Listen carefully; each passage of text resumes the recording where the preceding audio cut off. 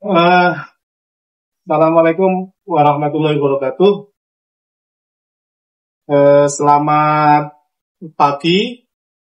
Ini adalah hari Minggu, tanggal 1 Juni 2025. Jadi ini mengawali awal bulan. Satu hal yang perlu saya sampaikan kepada pemirsa Guru Tani 75 Channel di semua platform, baik dari YouTube channel, TikTok channel, maupun juga untuk di Facebook Group. Jadi pada kesempatan pagi hari ini kita akan coba bahas beberapa hal, beberapa mungkin merefresh. Saya sampaikan kepada semua pemirsa Guru Tani 75 Channel bahwa channel Guru Tani 75 ini, Guru Tani 75 Channel ini adalah afiliasi dari perusahaan kami bekerja, yakni PT ATS Inti Sampurna Partner. Jadi di banyak kesempatan saya selalu sampaikan bahwa Guru Tani 75 Channel dan para pemirsa PT ATS Inti Sampurna Partner, jadi semua partner dari PT ATS Inti Sampurna di mana saya bekerja. Untuk saya sampaikan ke panjenengan semua juga, pemirsa Guru Tani 75 Channel, bahwa saya juga dalam kesempatan ini menyampaikan lagi, saya buat satu buku panduan praktis. Ini nanti saya bahas khusus ya, tapi intinya adalah ini adalah buku pegangan sederhana yang bisa digunakan untuk teman-teman petani apapun, khususnya yang terus berupaya untuk peningkatan kualitas daya dukung tanah untuk peningkatan hasil produksi pertanian yang berkelanjutan. Jadi saya selalu sampaikan di banyak kesempatan bahwa bertani, berbudidaya tanaman apapun itu tidak akan lepas dari masalah lahan atau media tanam dan juga nutrisi. Nah, makanya dalam beberapa kesempatan saya selalu sampaikan bahwa ini di buku panduan praktis yang saya buat ini adalah ada dua hal penting, yakni organic matter, food the soil, jadi bahan organik adalah makanan untuk tanah, dan synthetic fertilizer, food the plant. Jadi bahan-bahan kimia, pupuk-pupuk kimia itu adalah makanan untuk tanaman. Satu hal yang sering terjadi di petani kita ketika tanamannya tidak baik, pertumbuhannya kurang baik, atau dari performance dari fase vegetatif maupun generatifnya bermasalah, selalu tersangkanya adalah pupuk. Nah, ini juga harus kita koreksi bahwa ada faktor lain yang itu sangat penting dan tidak banyak dikerjakan oleh para petani kita yang kelewat, adalah masalah kesuburan tanah. Nah, kesuburan tanah itu penting. Nanti di kesempatan yang lain akan saya sampaikan bahwa ini makanan untuk tanah, ini makanan untuk tanaman. Namun pada pagi hari ini, tanggal 1 Juni 2025, di channel kami di Guru Tani 75 Channel, di semua platform, saya sampaikan bahwa ini untuk menjawab beberapa pertanyaan mengenai pupuk NPK CRF. Pupuk NPK CRF. Ini selalu menjadi satu diskursus ya, bahan diskusi kita, dan juga untuk menambah pengetahuan teman-teman petani, apa sih itu sebenarnya pupuk control release fertilizer. Di banyak kesempatan saya sampaikan ini adalah pupuk SK-Kut 19, 10, 13, 2,5 MgO plus trust element. Jadi kenapa kok dinamakan pupuk anti ribet?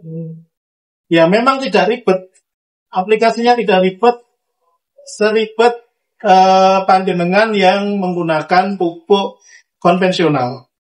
Saya ada beberapa contoh ya pada kesempatan pagi hari ini ya. Ini untuk isi hari libur.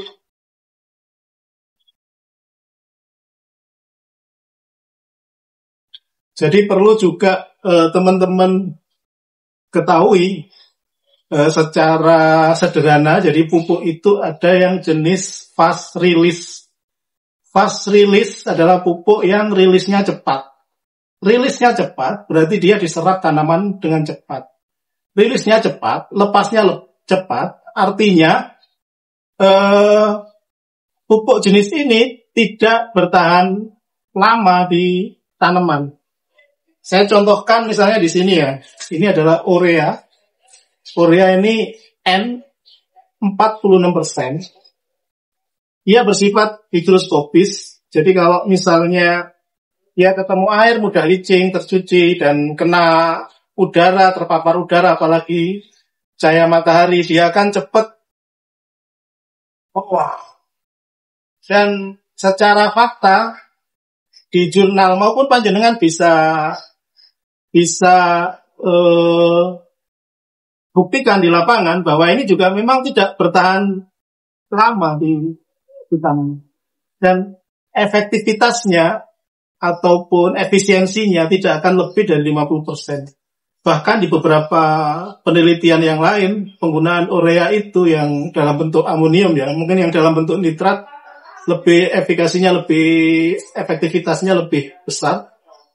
Ada yang mengatakan bahwa urea ini efektivitasnya tidak lebih dan tidak kurang di 37-38%. Artinya ini satu jenis pupuk yang memang harus cepat kilat, tepat waktu, benar, tidak boleh dalam kondisi cuaca yang ekstrim, panas dan sebagainya. Efektivitasnya tentu akan semakin menurun. Jadi, pemirsa Guru Tani 75 channel, ini yang pupuk jenis fast release, banyak panjenengan jumpai, dan dia disimpan juga tidak dalam bentuk lama. Nah, ini yang NPK ini 1616. Nah, saya sengaja tidak sebutkan merek, ini masalah privasi ya. Tapi ini juga jenis fast release yang tidak bertahan lama. Kenapa kita namakan pupuk anti ribet yang saya sampaikan tadi ya? SK Code Plus 19 10 13 2,5 MgO plus Trust Element. Jadi ini pupuk yang memang dirancang komplit nutrisinya. Jadi kalau dalam video sebelumnya atau di pelajaran sederhana, tanaman itu idealnya dia harus mendapatkan unsur makro primer. Jadi makro primer itu unsur yang dibutuhkan dalam tubuh banyak, pokok lah, kebutuhan pokok. Dan ada makro sekunder, dia unsur makro sebenarnya dibutuhkan banyak juga, tapi dia sekunder, kebutuhan pendukung. Dan juga tanaman itu juga idealnya juga butuh suplai unsur mikro. Unsur mikro ini unsur yang dibutuhkan dalam bentuk kecil, dalam jumlah kecil, dalam jumlah kecil, dan ini tetap perlu ada. Nah, kalau di SK Code Plus ini, tadi yang kita cerita ya, makro primernya adalah nutrigen. Nutrigen itu 19%, fosfor P2O5-nya 10%, K2O-nya, kaliumnya 13%. Ini proporsional yang formula yang dibuat oleh manufacturer kami dari SK Code spesialis. Jadi unsur makro primernya ada dan unsur mikronya adalah unsur makro sekundernya adalah kalsium, ada Ca, ada sulfur dan ada magnesium dalam bentuk magnesium oksid 2,5%. Ini kalau di beberapa produk jenengan di lapangan itu ada glycerin, ada rock fosfat dan sebagainya. Dan ada unsur mikro utama, apa itu? Ada ferrum, ada cuprum, ada boron, ada zinc, dan ada mangan. Ini lima unsur utama mikro yang sangat dibutuhkan oleh tanaman. Sehingga, yang saya sampaikan di awal tadi, ketika tanaman itu sudah terpenuhi kebutuhan makro primer, makro sekunder, dan unsur mikronya, maka tanaman itu secara teknis dia akan sehat. Dan tentunya tidak banyak terserang OPT, organisme pengganggu tanaman. Baik itu patogen luar tanah dan sebagainya.